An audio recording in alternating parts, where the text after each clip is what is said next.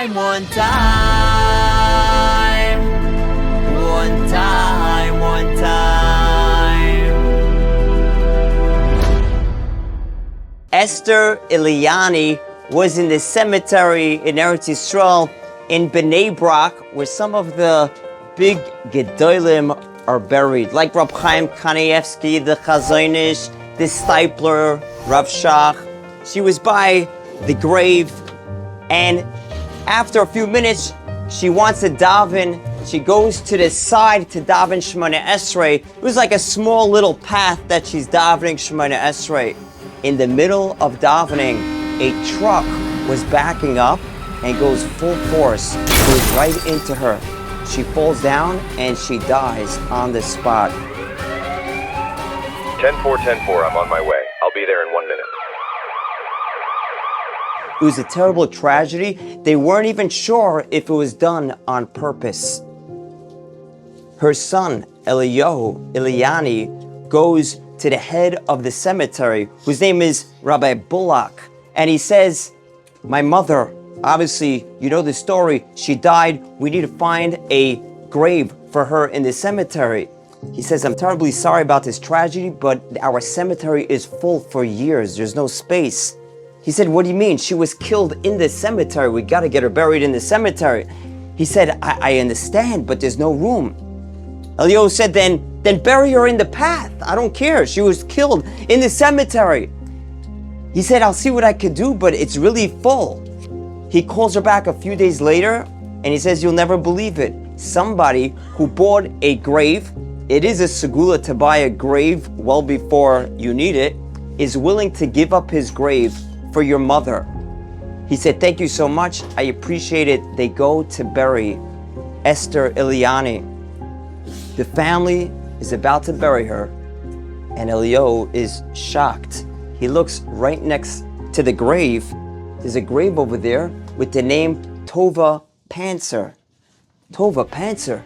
She was divorced, had no children, and Esther Eliani was the one that took care of her. Every Shabbos, she invited her to her house. She took care of her. And Tova Panzer was always sad. She said, who's going to remember me? After I die, I don't have any children. I don't have a husband. Who's going to remember me? And Esther Eliani said, you know something? If you get a grave in the cemetery, the Panovich cemetery in Bnei Brak, where all the Gedolim are, when people are visiting the Gedolim, they'll pass by your grave and they'll see it. You will be remembered forever. Tova wasn't so sure, but Esther was very insistent. She said, you got to do it. She called the owner of the cemetery, Rabbi Bullock, and she said, I need to buy a grave for a lady. Then when she bought it, it was also pretty full, but she was able to get a grave. And now Esther Eliani found a grave right next to the lady that she took care of. And now she was right next to her. But the story doesn't end over there. They looked at Tova Panzer's grave. It said the year that she was nifter, the date, 20 Tevis, Chaf Tevis, Tuf Shin Pei Dalid, the exact date that Esther Eliani passed away. Chaf Tevis, Tuf Shin Pei Hey. The exact date, 20 Tevis, 1 year later, she passed away. The same lady that she bought a grave for, she's now buried right next to her. So when everyone comes to Esther Eliani's yard site, they'll be right next to that lady that was afraid that nobody will come to her grave. 2 fingers if you understand that. And one of the amazing things is, we say it many times, but anytime you do something for somebody else, you're not doing it for somebody else. You're doing it for yourself.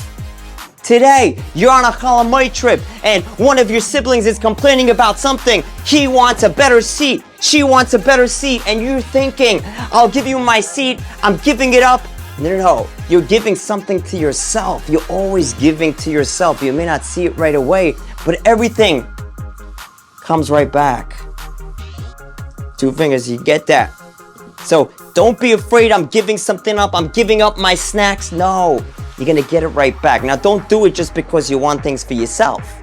You understand that? Try to help somebody, but it'll always come back to you.